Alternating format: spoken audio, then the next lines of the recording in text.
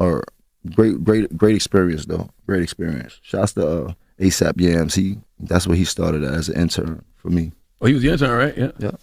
Your loyalty. Carol Civil too. I mean, Karen Civil. Yeah. She was also an intern for me. I've helped jumpstart a lot of careers, not only rap careers inside of this industry.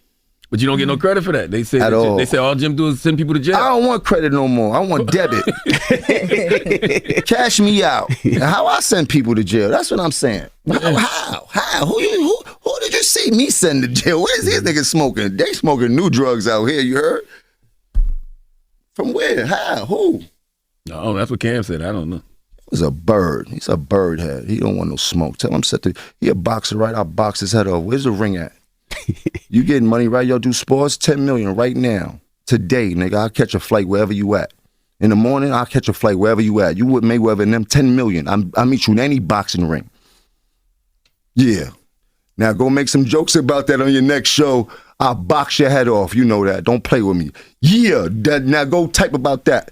And in response to being called out by Jim Jones, Cam will completely ignore it. Instead, just focusing on how they knew Gervonta would at least not win how he normally wins because he was walked out by Bad Energy. Mate, you mind if I start? Yeah, go ahead. You go. I got my popcorn. Because I just want to say something to your credit. Okay. This is really to your credit. I really need my popcorn. Yeah. Because a lot of times I'll be like, this nigga Mase he be bugging, yo. Like, I don't say it out loud because your opinion is your opinion. Mase always says, yo, don't bring this nigga out with you because they're not going to win if you bring this nigga out with you. Talking about football games, basketball games. And I'll be sitting here like, I don't really know, but then I got it when the fight went on.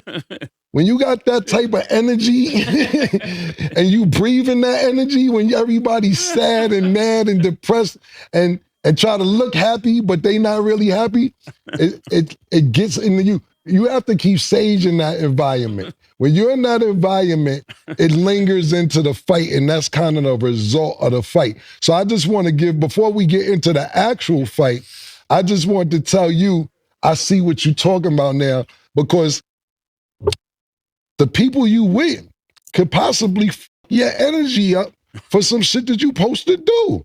You can't come out with that energy, man. It's bad energy, man. It is bad energy, man.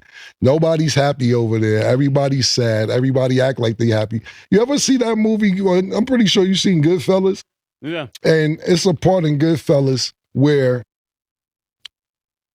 Sam Rothstein, who's played by Robert De Niro, they having mad fun. And Nikki, who's played by Joe Pesci, they over there just looking at them niggas like, yeah, we're having fun too. They not having no fun. Tank, get out of there. Get out of there. But let's get to the fight, Murder. I see what you talking about now when you talk. And this has nothing to do with Murder. Murder says this about basketball games, football. I'm saying this that I see what he's talking about. Nasty work, man. You gotta have greatness with you. I remember we was talking about the Eagle game, and I said, if what was that? I said if Meek Mill walked them out, they're not gonna win a championship. Meek didn't walk them out, they end up winning that championship. It's just something about it. Like I remember Terrence Crawford came out with Eminem. Mm-hmm.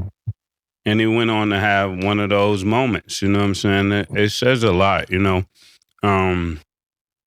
Who else was that? Well, on the opposite end of the spectrum, this is what the Lions up. When you bring out Jello. Mm-hmm. And listen. See, the writing's on the wall. Yeah, Jello not from Brooklyn, and them niggas wasn't from Brooklyn. The interview at the Breakfast Club by Jim Jones was very telling, but in there, Jim Jones lied. He said, who'd I get arrested? Who's in jail because of me? But if you remember, this audio was the beginning of the end for 6ix9ine and the whole 9 Trey crew. It wasn't just that 6ix9ine snitched, but 6ix9ine snitched because the feds played him this audio of Jim Jones talking to Mel Murder. That's cool, but now you gotta get violated. Yeah, super violated.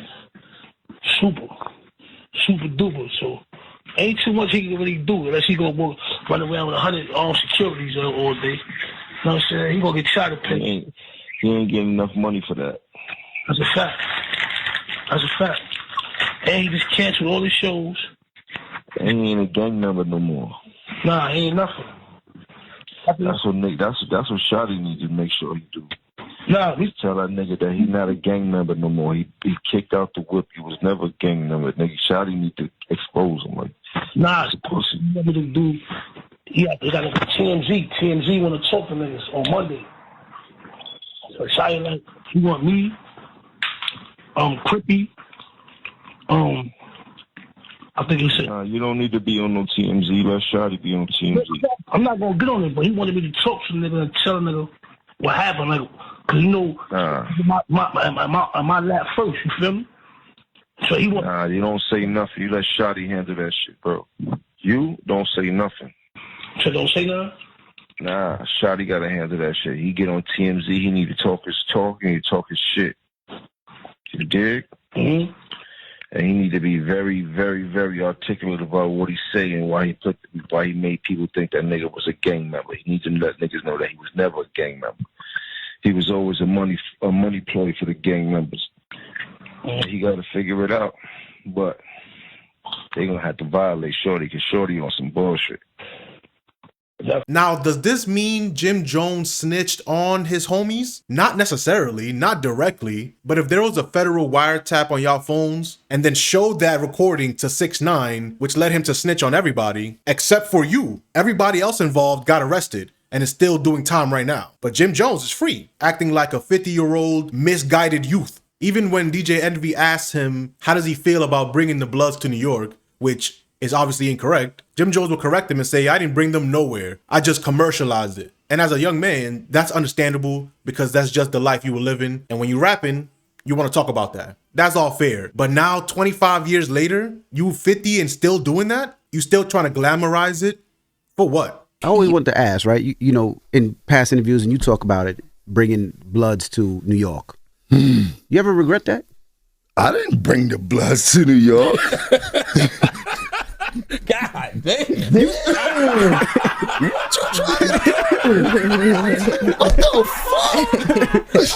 What the fuck? You got me high. I swear.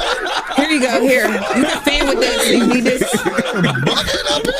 Joe just shoots and I ain't committing no crime. And he said, actually, you brought the Bloods to New York. God damn. On May 2nd, 2020. After I heard the interview, he said he made it popular. That's what I was asking. What's the difference?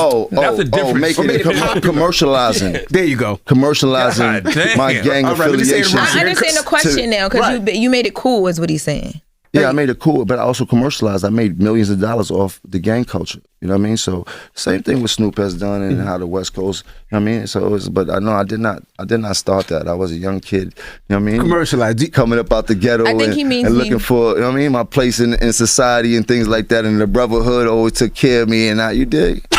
Shout out to the brothers, man. You know what I mean? But do you regret it? Because you commercialized it, you made it cool in New York. Do I regret anything? No, I don't, because I've done so many positive things being in this position as being a man, as being a gang member, as being a father, as being all these things. You dig? Like if I didn't have this platform, people would never know how great some of these people can be, because I've put on a lot of people Bloods, and I put all type of people in positions to make money and feed their family and things like that, and employ so many people and show so many people how to walk in the right direction and things like that, and understand there's a thin line between crashing out and trying. I mean, and then you ask anybody, anyone that's around me, you ask them if I ever encouraged them to do anything wrong.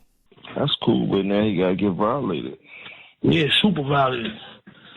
Super duper. So if you have a 50-year-old big homie and they're not leading you anywhere but jail and prison, how much respect does that actually garner? When everybody's young, it's the blind leading the blind. So when mistakes happen, that's understandable. But when the big homie is 50 years old, a millionaire, and doesn't live in the hood no more, but doesn't teach you how to get out the hood, but only showing you that the hood is the place to be, and isn't actually helping anybody, unless they're interns for him, what's the point of him being a big homie if he's only leading his people to destruction? Let me know what you think about this in the comment section. Peace.